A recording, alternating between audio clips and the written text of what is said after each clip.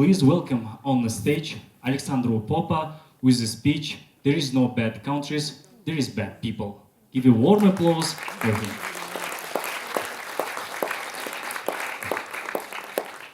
So hello everyone. Today I'm going to talk about the way we see other countries.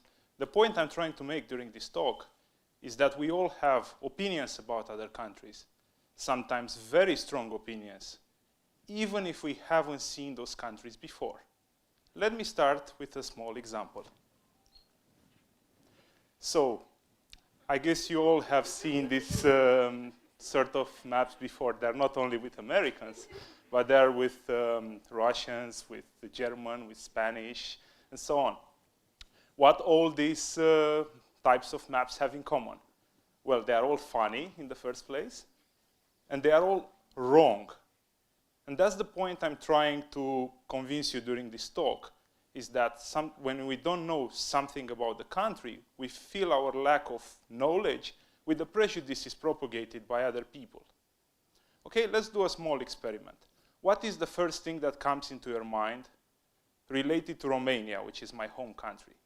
You just don't have to tell it loud, just talk for a couple of moments, think for a couple of moments, and then I will ask you a question, okay? Just imagine that you would go in this country, how would you think it would look like? Okay, so now my question. How many of you think that Romania looks like this? Just raise your hands up. Come on, come on, come on.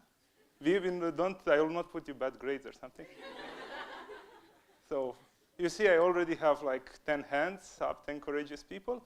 Okay, so how many of you think that Romania looks like this? Okay, much more, thank you.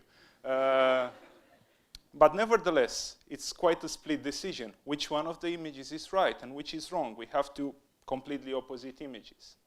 We don't know. So in this talk, I'm going to tell you 3 stories from 3 different countries. I like a lot to travel, but I would like to mention that I'm not a professional traveler. So during this talk, I will not tell you how to plan a trip, how to budget your trip, or how to get motivated for something like that. I'm not going to even encourage you to do what I did. I just want to share my experiences with you, okay? So the first trip is in North Korea. Have you been to North Korea? No? Okay, but I guess you all know something about North Korea. Did you hear about this country? Of course. What did you hear? Exactly. I hear things like this. If we simply search on the internet the word North Korea, what do we get? We get the thing that is behind us. Military, soldiers, missiles, tanks, that's what it is. And that's what I believed before traveling in that country. I was strongly believed. Before I was there, I thought that my tour guide would look something like him. Well, you will be surprised, but my tour guide was this nice, pretty young lady. So it's already the first shock. What I read in the books and on the internet, I thought that the people there are like robots, like zombies, that they have no personal opinions whatsoever. And that's why I asked my tour guide if she has any hobbies, if she does something in their spare time. And she told me, yes, I like to read, I like to listen to music, I like to play ping pong. And when she told me that she likes to read, I thought that she reads some propaganda books or something like that.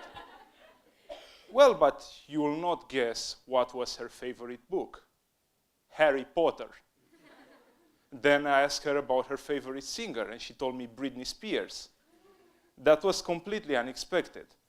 And moreover, the country was absolutely beautiful with nice landscapes. Everyone was very nice with me there. So everything went smooth.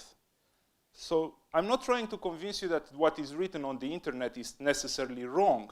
I'm just trying to tell you that after I visited the country, I had a totally different point of view that I had at the beginning.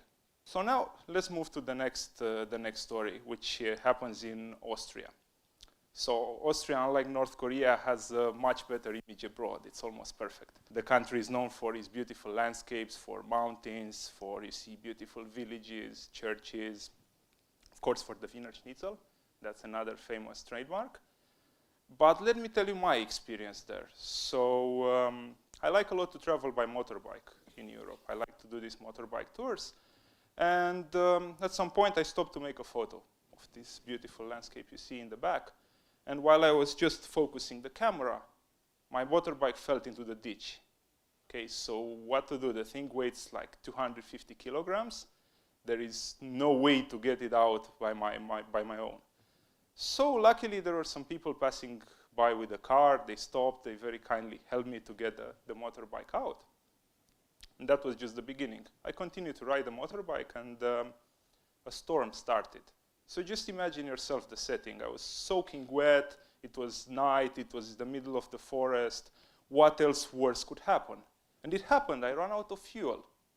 So even worse, in the middle of the forest, wet, with no fuel, what to do? I just knocked at some people's house and said in some very bad German, could you please help me? Could you please give me some fuel? And they actually did. They give me even fuel for free. So far it's 2-0 for the good guys, you know.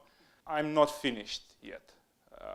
Next day, riding further and further, I had a flat tire at the motorbike. And that's not funny as well. You have to do a lot of work. After one night sleeping in the forest, someone helped me to fix the tire. But unfortunately, they put me a bicycle tube instead of a motorbike tube in the tire. So after 100 kilometers, I had a flat tire again. And again, some nice people helped me. And after another 100 kilometers, I had the flat tire again. And then I completely sold the motorbike. I was exhausted. But what's the lesson behind this story? Is that even in a country which seems perfect from abroad, things might not be that smooth. And you can meet people that genuinely help you and people that might not even do their job properly. But let me go now to the third story, which happened last summer in the Central Asian region in Tajikistan.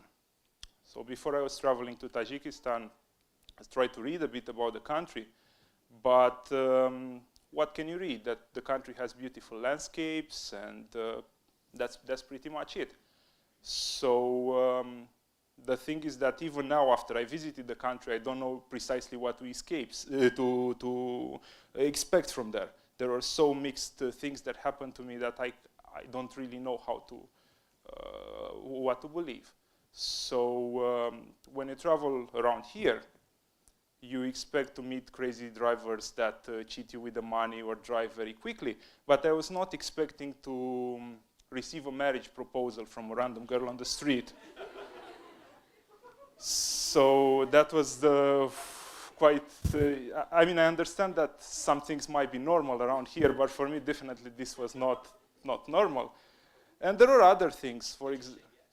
No, unfortunately not, but that's another TED Talk.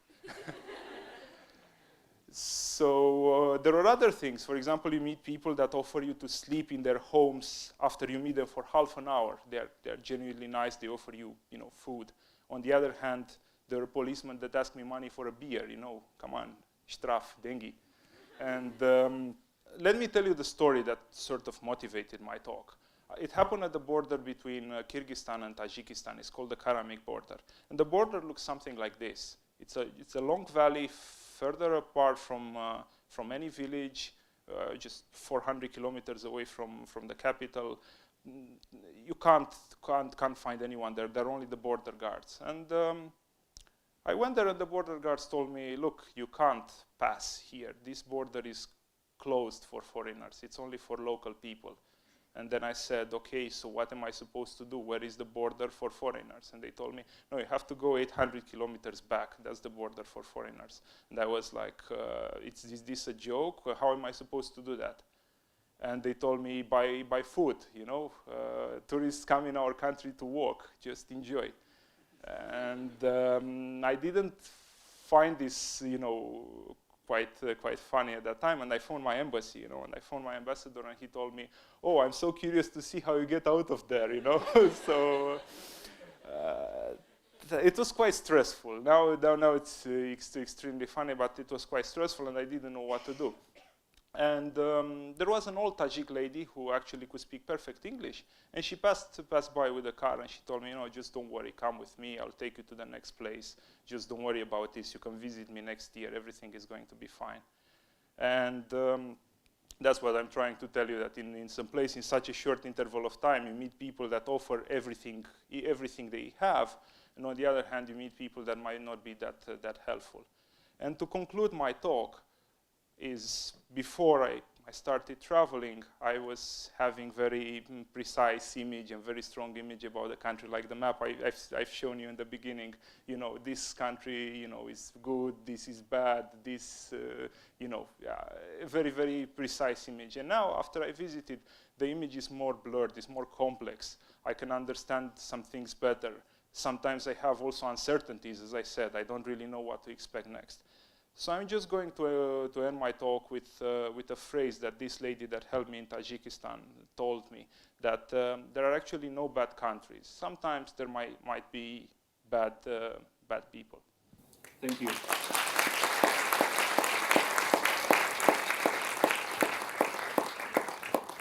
Thanks, Mr. Alexandru Popa, for a great speech.